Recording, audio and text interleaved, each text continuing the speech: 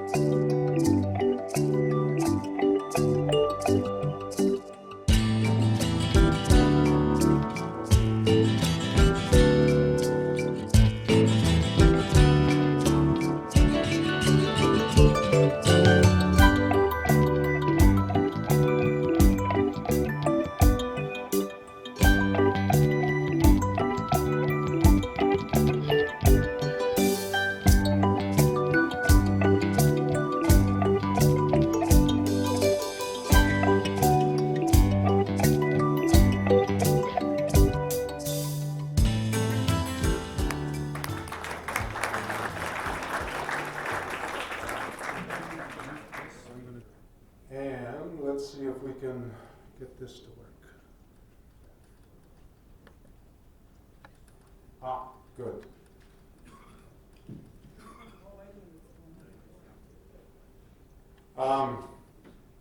Jan was our speaker 2 months ago, and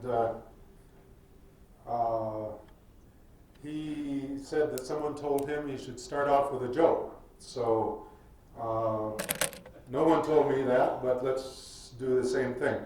How many of you have heard of Neil deGrasse Tyson? A lot of people compare him to Carl Sagan. He's a lot more in your face and edgy. And he was speaking on intelligent design, and he said, look at what's going on between our legs. An entertainment complex in the middle of a sewage system. No engineer would design something like that, arguing that we are so obviously not the result of intelligent design. So today I'm speaking on my take on what I call the human predicament, or evolutionary and genetic constraints to critical thinking. Who am I? I grew up on a small dairy farm near Barnum, just 40 miles from here. I've got 2 degrees in forestry from the University of Minnesota. Went off, did Peace Corps in Morocco 70 to 73, brought my Moroccan walking stick with me today to use as a pointer. Went back to grad school, went off to Ouagadougou in what is now Burkina Faso for 3 years. I've also done 3 years in Madagascar, working in natural resources management and conservation. So I've got a lot of life sciences and physical sciences in my training, in my background. Main thesis of my talk is that our brain is the product of evolution. Evolution has left us, I think, with some very serious constraints to critical thinking or logical thinking. We know very little of the how and why evolution left us with a brain with such constraints to our critical thinking. These constraints manifest themselves in many different ways in our lives, and I'm going to argue that because of this, we're rather ill-equipped to face some of the most serious challenges in our future. I'm going to be talking a lot about the differences between liberals and conservatives today, and I don't know if I'm going to really be contributing to in the direction that we hope to go. One of my main themes here is from a book by Carl Sagan, written back in the 90s, I think, Shadows of Forgotten Ancestors. And he develops the idea that, the analogy that we, mankind, are like orphans left on the doorstep of time. We've just very recently discovered, relatively recently discovered, that we are the product of evolution. A lot of us haven't accepted that, haven't worked through what that means, and that we have only the vaguest of ideas of who we really are, who our ancestors were, how we came to be what we are, what forces shaped us and shaped our brain, and what this means as we go into the future in terms of potential and perils. One of my favorite books that was written 15, 20 years ago by Reg Morrison, a book called The Spirit and the Gene, and he argues that our species has evolved the most amazing capacity for logical reasoned thought that we so rarely employ when making some of the most important decisions in our life, like when to fight, when to flee, who we go to bed with, who we fall in love with. And he goes through a long list of different types of supernatural beliefs. People that over time have believed in ghosts and witches, tarot cards and Ouija boards, omens, superstitions, all of the world's organized religion, the invisible hand of the market, the idea that we can have infinite growth on a finite planet. And he threw into the list what just made me hoot, including sustainable development as one of our supernatural beliefs. Supernatural beliefs as brain dysfunctions. And I want to throw out an idea here, because we often, I think this group often sees religion as a constraint to critical thinking. Perhaps religion may be one symptom of our dysfunctional brain. All primitive species everywhere that have been studied by social scientists have been found to have religious beliefs. The beliefs vary incredibly from one group to another. Reg Morrison in his book argues that we must be genetically programmed with a strong inclination to hold these supernatural beliefs. But why should that be so? This concerns this ongoing question of nature versus nurture. How much of human behavior, how much of our psychology is driven by genetics and how much by our environment that we grow up on? And how strong is the genetic influence? And here I'd like to tell a personal story. In 1994, I was chief of party for a USAID project in Madagascar. My last year there, I was invited to take the Myers-Briggs personality profile as part of a 2-week team building program, and a few of the contractors were invited to take part. And then they had a 1-week workshop to fully understand what Myers-Briggs is, to better, and as they said, to better understand ourselves, better understand the people we're working with. And Myers-Briggs basically classifies each person into 4 different aspects of our personality. This is something that was developed in Germany way back before World War II. And it classifies us, each person, as an introvert or as an extrovert, whether you prefer to make decisions based on detail or big picture. I'm an off-the-chart big picture person. Whether you prefer to make decisions based on logic or based on feelings, how the decision would affect the people that you care about, and whether you're someone who feels most comfortable in a structured, hierarchical situation, or whether you're someone like myself, again, kind of off the charts, perceptive person. And so these professional facilitators are going through all of this, and I'm sitting there wondering, and up until that time, 1994, I had never paid much attention to this whole nature versus nurture, and I'm thinking, I wonder if this is nature or nurture.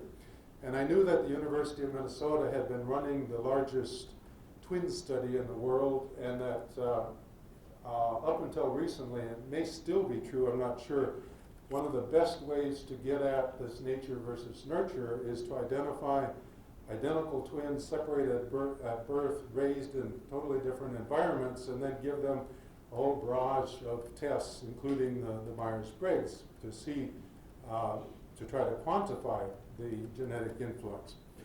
So I raised my hand and I asked, has anyone ever given this test to identical twins separated birth. And he said, yes, the University of Minnesota did that. And when they do it, they come out with very, very close personality profiles for the identical twins separated at birth. And that kind of was the first thing that really opened my eyes about the importance of genetics to personality and human behavior. To take a relatively simple example of how strong our genetic influence is, just looking at our craving for food. When we lived as hunter-gatherers, through evolution, we developed a craving for those foods that were scarce but important to our health. We have developed cravings for salt, sugar, and fats. You go into a modern supermarket, a large supermarket today, and you find tens of thousands of products that are full of salt, sugar, and fats. We crave it. We have this genetically built-in craving.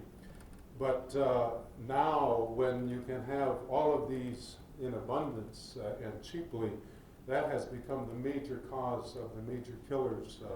All of our major health problems are diet-based. Brain scans have shown that junk foods with just the right mix of salt, sugar, and fat light up our brains just the same way that heroin does to a heroin addict. And the role of critical thinking in food choices. First of all, it's very, very difficult to sort out what is really good information on diet. You've got all the advertising agencies and PR agencies that are employing the best brains to push our genetic triggers to control our eating habits, to eat what the companies want or are selling. But even if you can sort through that and figure out what a good diet is, so many people who have dieted will talk about how difficult it is to stick to a diet and to overcome those genetic cravings for things like salt, sugar, and fat. And increasingly it's becoming clear that there's a strong genetic influence on probably all aspects of human behavior.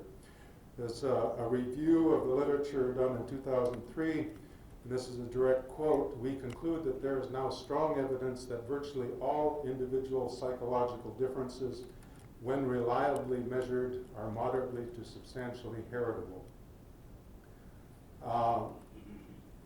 So the causes for these genetic triggers to human behavior are found in our evolutionary past, but they may be found there, but they're really more hidden or even lost in our evolutionary past. We have very, very little understanding as to why this genetic influences on our behavior evolved.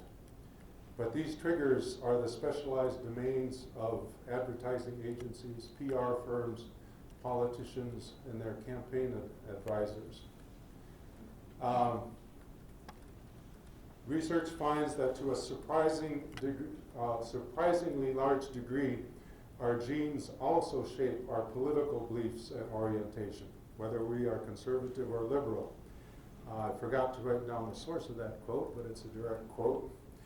40% or more of our political outlooks are explained by genetics, and that's a quote from this book, The Republican Brain, which is probably the most astonishing book I've read in the last 6 years. Genes also explain a substantial percentage of our personal religiosity, especially conservative religiosity. Genes shape our political orientation. There is a strong genetic influence as to whether we are conservative or liberal. And being liberal or conservative is strongly linked with the specific psychological traits which are strongly genetically influenced. Key psychological traits that go with being liberal. Liberals, according to Chris Mooney, the author of The Republican Brain, the single personality trait that is most strongly characterized liberals is openness to new experiences of all kinds, new types of food, new ideas, traveling, meeting new people. Liberals are much more concerned with fairness and egalitarianism than conservatives. Liberals are much more comfortable with complexity and with uncertainty, more comfortable with not knowing what the answer to a question is. And they're relatively open, although we all struggle with views or evidence that conflicts with our beliefs. But they're relatively open to changing their views or belief as new information comes in. Key psychological traits of conservatives: they have a higher degree of conscientiousness, orderliness, structure in their lives. They are more dogmatic. They are much less open to changing their beliefs based on new evidence, new information coming in. Far less open to new experiences. They're conservative. They're traditionalists. They're not open to changing our way of lives or their beliefs. They have greater problems deal with complex situation, complex thinking. They have a much greater need for closure on an issue. They want to look at the evidence, come to a decision, and then go on with their lives. They have a much higher level of loyalty to their group, which I think we see very strongly in elections. The Republican Party has a much greater capacity to get people to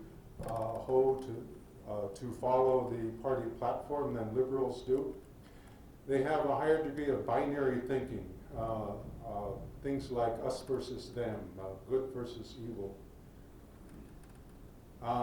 Liberals and conservatives have different personalities, psychological needs. They are different types of people. Liberals are much more attracted to the sciences, to academia, to arts, journalism, due to their openness to new ideas and experiences. And here I'd like to relate, one of my personal experiences. I came back from Madagascar in 1994. I got hooked up on the internet in May of 95, and in August 95, a forester friend of mine from Vermont told me about this internet discussion group that the Society of American Foresters had just created. It was called SAF News at that time. Now it's evolved, and it's called Forestry Focus. And I do not know why, but from the very beginning, that group was always dominated by very conservative, free market American foresters. And I must have lived a sheltered life because I had never met people like this. They sincerely believed that we have no environmental problems. And for about 17 years, I attempted to reason with them, especially on the topic of global warming. And I became, through checking out their statements, their references, I became very well informed, I think, on global warming. And I found that the more I would respond to their statements with scientific evidence that I had researched, the more it would reinforce their belief that global warming is all a hoax. And I tried a bit of everything over a 17-year period, which is probably not very intelligent on my part. After 17 years, I concluded there was no reasoning with these people. And I basically gave up. And I go back to the group a couple times a year to rattle their chains. And then about a year or two after I gave up, I read this book, The Republican Brain by Chris Mooney. And I was blown away because he describes exactly what I had experienced with attempting to reason with these conservatives on this internet discussion group. And so I'll jump right to the core of his findings. The whole book is based on review of the literature. It's all, I would strongly encourage people to read this, The Republican Brain by Chris Mooney. And one of the bits of research was first done in Yale by Professor Dan Cahan. and where it would take segments of the population, give them tests to categorize them as liberals or conservatives, and then give them a standard situation, present them with what is presented as peer-reviewed research on a topic like global warming.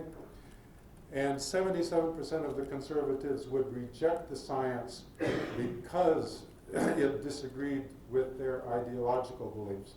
And basically the problem that conservatives have with global warming is that they correctly recognize that if global warming is not a hoax, if it's real, that not only does it require the intervention of governments, which they are opposed to, but horror of horrors, it requires that all of the governments in the world collaborate together, because no one country can solve this. And that is just anathema to their free market beliefs. And so, as a result, they reject the science, and they consider it to be a hoax. They don't consider themselves to be anti-science. They believe that they are the champions of truth and reality. And as he said in this book, as I have found on this internet discussion group, that hitting them with factual arguments is counterproductive. It tends to reinforce their belief systems. Whereas liberals, faced with the same information, 88% of them accept the science.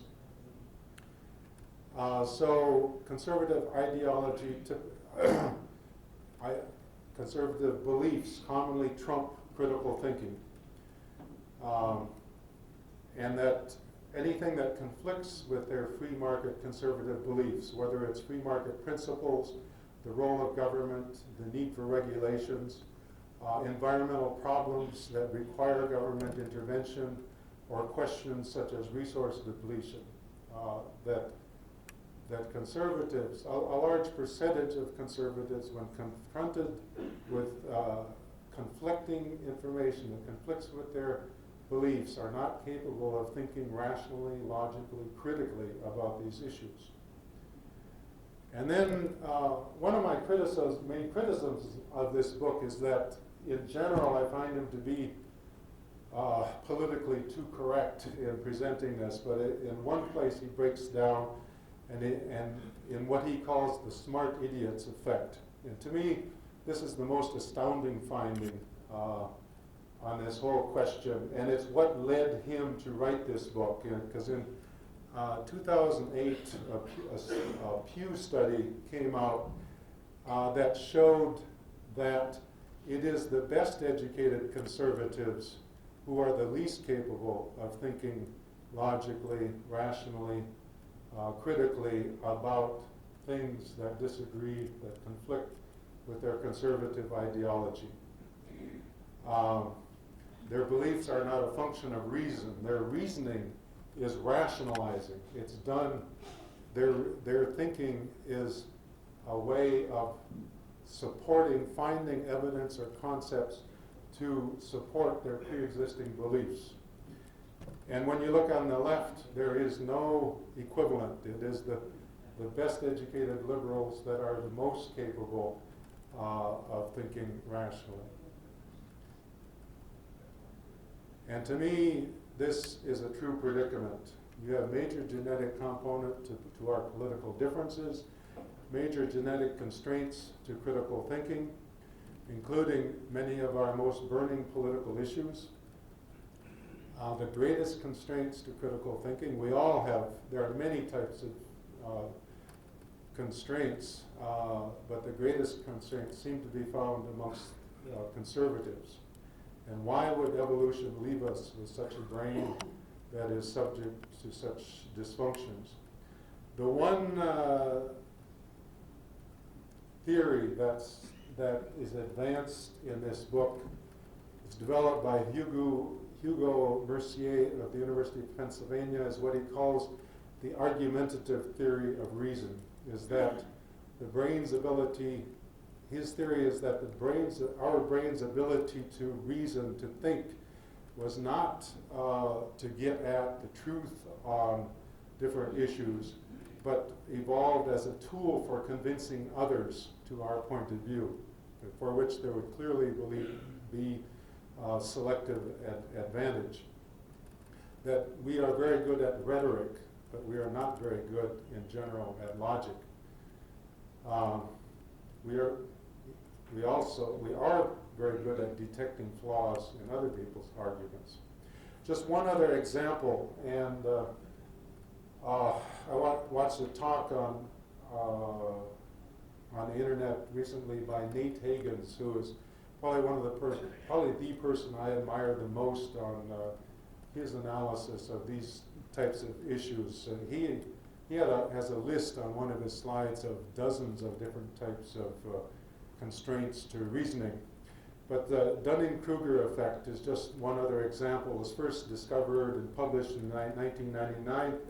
The fact that it's the least competent people that have the most inflated perception of their own competence.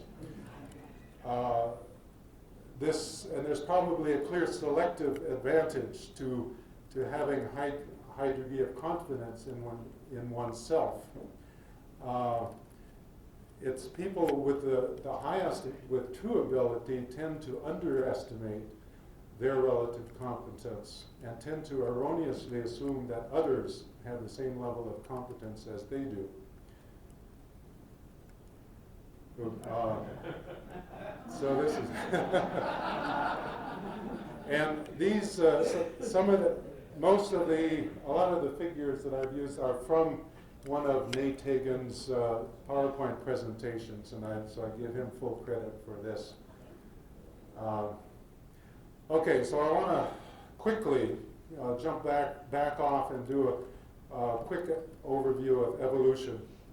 Evolution is the single unifying concept of the life sciences, showing that we are the product of 3.7 billion years of evolution, that we have pond slime and anaerobic bacteria in our direct lineage. Life began on this planet when the planet was totally unrecognizable to us today, when there was no oxygen in the atmosphere. It was after almost 1.5 billion years after life got started that the cyanobacteria evolved the ability of photosynthesis and started pumping out as a waste product oxygen, which was poison to all forms of life at that time. It took about 1.5 billion years for the oxygen to build up to the levels that we have today. Our ancestors are amongst those who adapted to this poison. Now we can't live without it. Evolution has created the atmosphere of the Earth in the way it is today and has shaped our geosphere. The recent evolution of man may have environmental consequences somewhat similar to the oxygen crisis. You take a look at just one small example of how this is impacting. This is the total biomass of wildlife about 10,000 years ago, just before or about the time that agriculture was being invented. And this is what's left of the biomass. This is in 2050. This is a long time ago. The biomass of wildlife is greatly diminished. This is the biomass of humankind, and I'm sure it's more than doubled since 2050. This is the biomass of our wildlife. Oh, okay, yes, okay, so, okay, I'm sorry, yeah. But anyhow, you can see where we are and where we're going. I misinterpreted that. So going back to our overview of evolution, it took from 3.7 billion years ago to 0.6 billion years ago for life to evolve from single-celled animals to multicellular animals. And we went the Cambrian explosion and an explosion of diversity of more complex forms of life. 500 million years ago, plants and fungi left the ocean to colonize the land for the first time. Animals soon followed. We went into the age of dinosaurs with who had walnut-sized brains. Mammals existed, but they were small and not important at all. You had the mass extinction, the fifth mass extinction 65 million years ago, caused by a meteor striking the Yucatan Peninsula of what is now Mexico, and the age of mammals began. So human evolution, our closest relatives are the chimpanzee and the bonobos, or pygmy chimps. And we all split off from a common ancestor about 6 million years ago. Genetically, we are about 98 to 99% identical to our closest relatives. We left the forest for the savanna. We became bipedal, upright. We evolved the practice of group defense, just like baboons, who are basically savanna animals. Chimpanzees, when they're threatened, it's every man for himself because they live in the forest.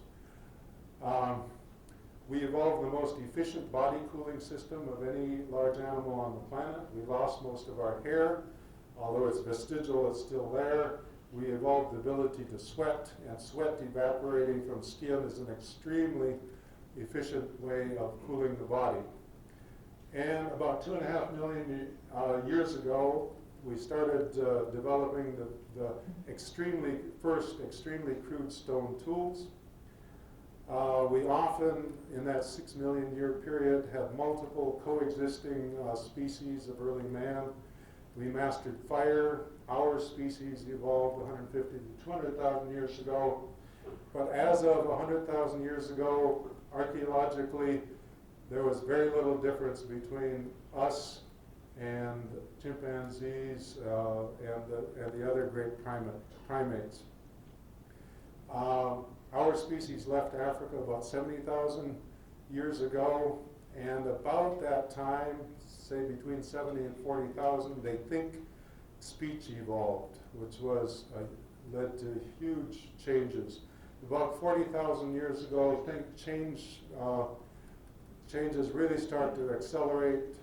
We have the development of art, burial practices, use of body ornaments. We spread to Australia about 40 to 60,000 years ago. North and South America at least 14,000 years ago. And about 11,000 years ago, we started to invent agriculture simultaneously in several different parts of the world. Man, the Stone Age hunter. When we were still hunter-gatherers, we hunted to extinction everything that we could hunt to extinction. Because we co-evolved with wildlife in Africa, we only wiped out, I think, something like 5%. In Eurasia, it's more like 50%. We had Homo erectus in Eurasia for about 1 million years. Australia, we arrived, and I think we hunted to about 90 to 95% of the large animals to extinction. And in North and South America, we hunted about 85% of the large animals to extinction. A friend of mine, Chris Miney in Baraboo, Wisconsin, who was a natural resource historian, was hired by the Zoological Society that runs the zoo in New York to do a review of the literature comparing the archaeological evidence of the arrival of man with the extinction or the disappearance of large animals. And our arrival in the Indian Pacific Ocean islands is especially clear on this. Man arrives, and in a very short period, much of the large animals go extinct. So clearly, in our genetic influence on our behavior, we don't seem to have genes for conservation or for sustainable use. And this is a major factor going on today. We just don't know when to stop. We are, through evolution, we live for today. We don't seem to have genetic influence to think much about tomorrow. Now we have a world economy that's based on the drawdown of non-renewable resources. But my theory is that we are modern-day hunter-gatherers with nanotechnology and Stone Age brains. We still don't have any instinct for conservation, and we're using our technology like three-dimensional seismic to find the last deposits of gas and oil, and we're using them up at just about the most rapid possible speed. These non-renewable resources, they're like our bank account. They're like an inheritance, an endowment that you get. We only get to use them once. And the prevailing free market or semi-free market that exists is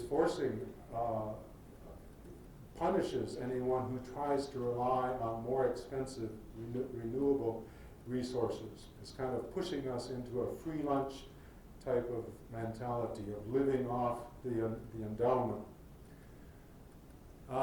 Evolution rewards what is often called inclusive fitness. Genes are passed down only by those who produce offspring and offspring that also reproduce. Evolution has no real direction. Evolution does not equal progress. You've got all of the baddies. You've got our disease organisms, you've got our insect pests, you've got our agricultural weeds that are all evolving resistance to our antibiotics and pesticides much, much more rapidly than our crops or than we are evolving. Evolution doesn't care about us. If we are the product of evolution, then we are just animals.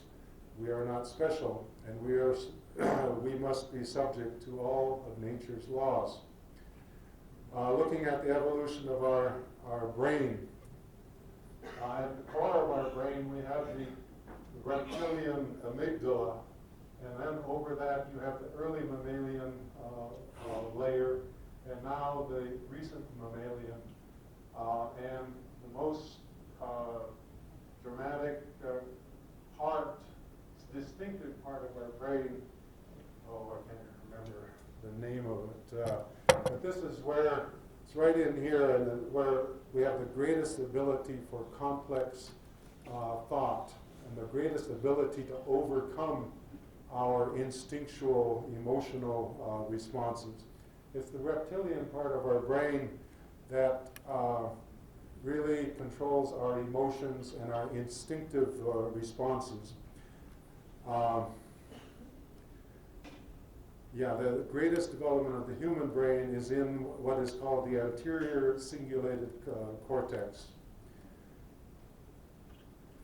And it's the ACC that processes complexity and nuance, and that is capable of overriding our emotions and instincts of the primitive part of our brain. Conservatives have larger amygdalas than liberals. Liberals have larger anterior cingulated cortex than conservatives. Evolution, as our brain evolved, we couldn't start from, at any point in evolution, you can't start over and design something optimal. You can only build on what is already there. The oldest part of our brain is involved with the emotional, the automatic responses. And these processes take place in our brain at incredibly rapid speeds. But through evolution, under certain situations, especially life-threatening situations, it's this instinctive emotional response that completely overrules any conscious thinking response.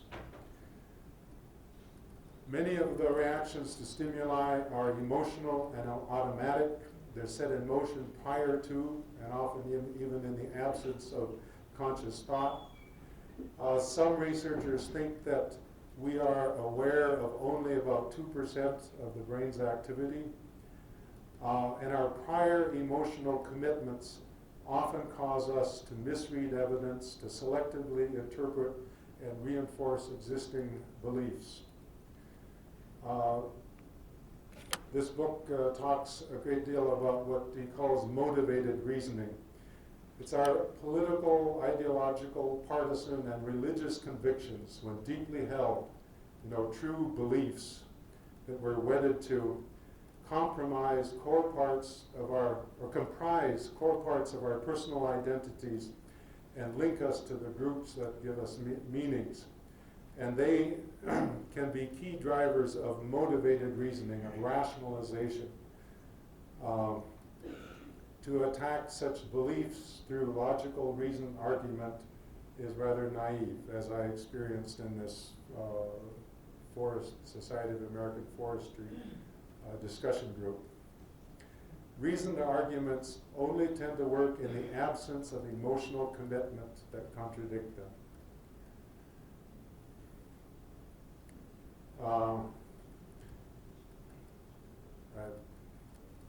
I have to try to speed things up here. Why did evolution give us religion? Jared Diamond, one of my favorite authors, his most recent book, The World Until Yesterday, summarizes the major scientific theories as to why religion developed. And his main theory is that religious beliefs first evolved as a secondary effect. That the main thing that distinguishes us from other animals is our brain's ability to detect cause and effect. And this led us to our abilities to develop tools, to master fire. And so as our brain's ability to detect cause and effect developed, we started looking for cause and effect in everything. Why does the sun and moon move across the sky? Why do we get sick? Why do we get diseases? Things that, as hunter-gatherers, we were totally incapable of really understanding. And we came up with these supernatural explanations. Apparently, all primitive societies generally have explanations for everything. And some of them are perfectly sound explanations, but a lot of them are supernatural explanations involving spirits or gods. Other theories, he's got a whole chapter on evolution of religion. Another function of religion is diffusing anxiety over things, over problems, dangers that we can't control. Providing comfort when life is hard, providing comfort in the face of death. Supposedly, we are probably the only animals that understand that we are one day going to die.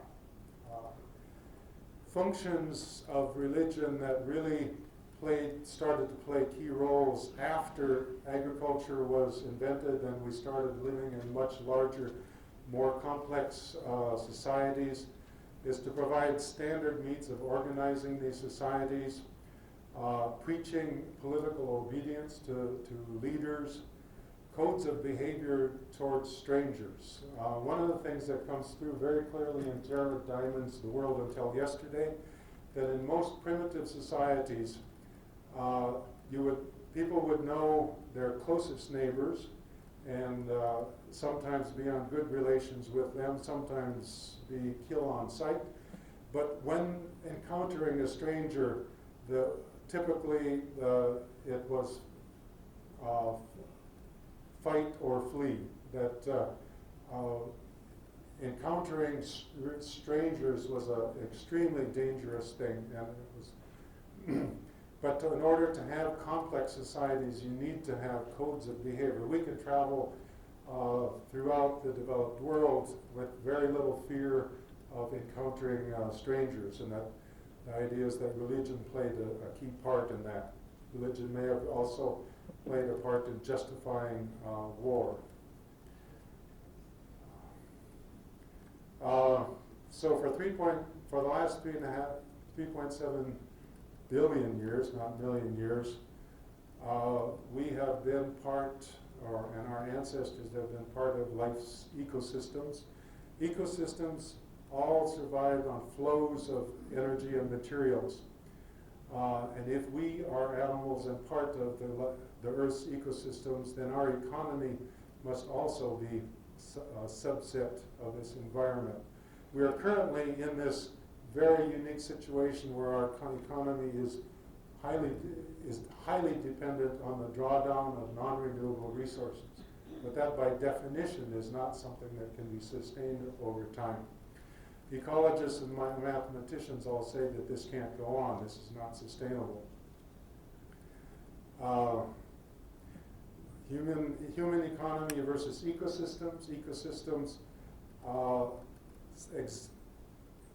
function off of flows of energies and material. Energy comes from the sun. Materials are almost totally recycled through the water cycle, the carbon cycle, the nitrogen cycle. And the waste products from one organism become the inputs for other organisms. Almost everything gets recycled. Whereas the human economy is based on the drawdown of fossil fuels, nuclear ores, and minerals. These are fixed depleting stocks. The waste go into landfills. CO2 goes into the atmosphere. There's very partial cycling and 0% cycling of fossil fuels when used as fuel. Economics seems to be based on a set of beliefs, primarily on a set of beliefs. Growth is desirable, and the belief that growth is desirable and can be sustained, that the human brain is the ultimate resource, that solutions will appear in response to market price. Growth is not limited by sources and sinks, that we will always be able to find substitutes. You take all of plant life, all of our crops are dependent on nitrogen, phosphorus, and potassium. There are no substitutes.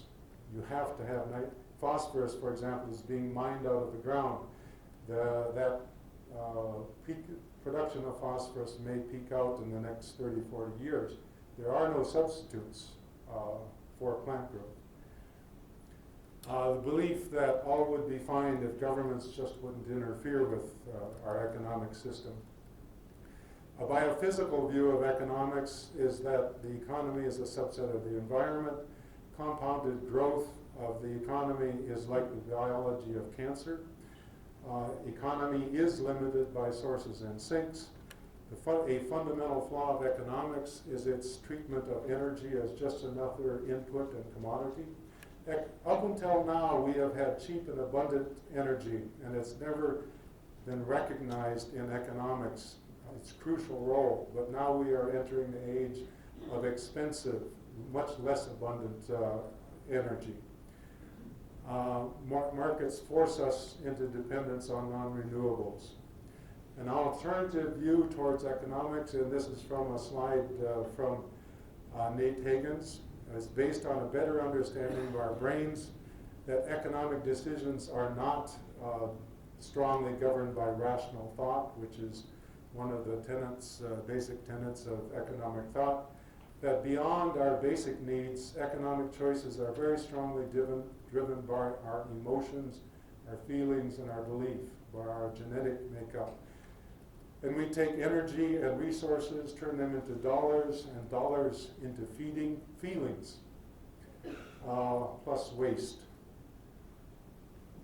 It seems to me that our economy, world economy, is increasingly faced with two biophysical limits. The first one is a limit of sources of inputs to our system, and one is a sink. The source, what will probably be the first limit to economic growth, is a shortage of fossil fuels, in particular petroleum, and in particular liquid fuels. That we've got about 95 to 97% of transportation is driven by liquid fuels from petroleum. The sink limit is the CO2 that we're putting into our atmosphere that is very rapidly starting to change our climate. Energy, about 85% of the world's energy comes from fossil fuels. Fossil fuels are the ultimate in non-renewable resources. There is no recycling possible when used as energy, and all fossil fuels are faced with declining net energy. We are going off of what is called the energy cliff. In the 1930s, for each unit of energy invested in finding and developing petroleum deposits, we would get about 100 units out. And in the tar sands in Alberta, which is a major new source rapidly being developed, the net energy, the energy returned on energy invested is about 3 to 1. Gus Hall is trying to invent the new discipline of biophysical economics. He thinks that we need about a ratio of about 10 to 13 to 1 in order to sustain the way of life that we have enjoyed during our lifetimes. If you look at the energy, this is energy return on invested. Oh, I lost a little bit of it here. But here's the historic oil and gas fields, modern day oil and gas fields. Some people think it's quite a bit less than that. Wind energy is about 17 to 1. Unfortunately, the fracking of shale oil is about 6 to 1. Tar sands about 2 to 3 to 1. And what you see is this drops down very, very rapidly as we go to lower and lower quality sources of energy. This is the production of conventional petroleum is in green, and it peaked out in 2005. It's been almost flat since then, but the new productions are almost completely coming from the tar sands in the shades of gray and the fracking from North Dakota and Texas, and that's what's holding up the whole world supply. But I'll come back to that. Here's, if you think that renewable energies are going to solve the problem, here's the present supply of the world's energy. This is oil, this is natural gas, this is coal, this is nuclear, blue is hydroelectric, and renewables are that little yellow line. I don't know if you can see them at all. This is 3 of the major oil companies: ExxonMobil, Royal Dutch Shell, Chevron. The blue line is their production since 2009, and the orange line are their costs. Costs are skyrocketing. Huge investments since things flattened out in 2005, and we're not producing anymore. Energy beliefs versus reality. We believe that the market, we have been taught all our lives to believe that the market will come up with solutions. If you listen to the media, we are told that we have a 100-year supply of natural gas, 100-year supply of oil, that peak oil is a myth. The reality is that the world's discovery of oil fields peaked in 1970, that the fracked oil wells in North Dakota and in Texas, they deplete 70% in the first year. After 3 years, you have just a dribble. And all of the major new sources, whether it's fracking, tar sands, very deep offshore, have very low net energy. This is the production curve for your typical fracked oil well in North Dakota. Almost done. The other major constraint, challenge facing our future is climate change. The general public believes that there still is serious scientific doubt on global warming. The reality is that 97 to 97.5% of the best qualified climate scientists have come to the conclusion that man is causing global warming. Man is a major cause. This has been the scientific consensus since 1979. It's only grown stronger over time. But the fossil fuel industries and the conservative organizations have adopted what was developed by the tobacco companies, the tobacco strategy, just to sow enough doubt in people's minds so that we don't take action. And it's really a very easy thing to do, to sow doubt. The human brain just does not seem to be very capable of dealing with these slow, incremental depletion of resources, slow, incremental changes to the climate. CO2 is our main greenhouse gas. For the last 2.5 million years of the Pleistocene, the Ice Age, it's fluctuated from 180 to 280 parts per million. We are very close to 400 parts per million right now. This was last seen about 13 million years ago when all of our coastal cities, their locations were way under seawater.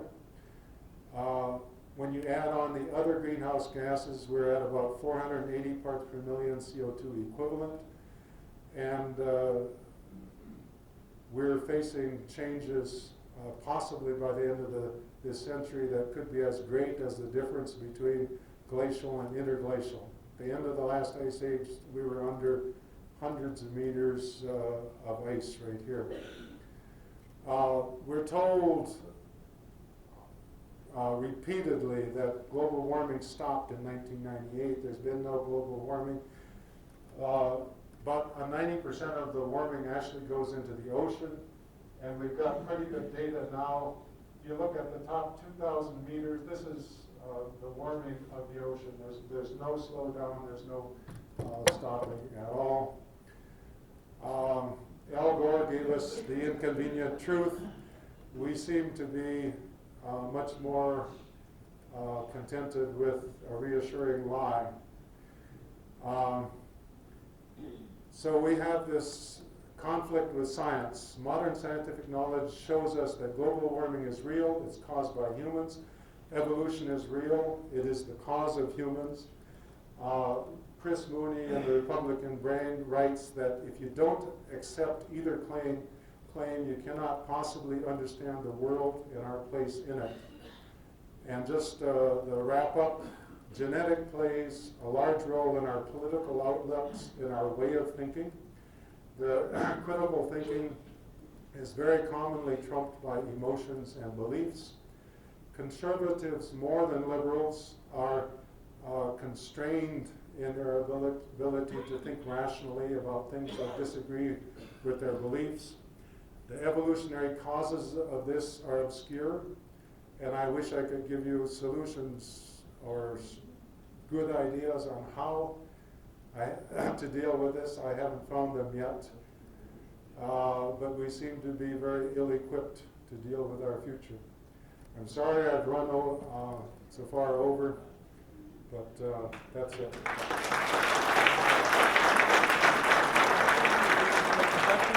Sure.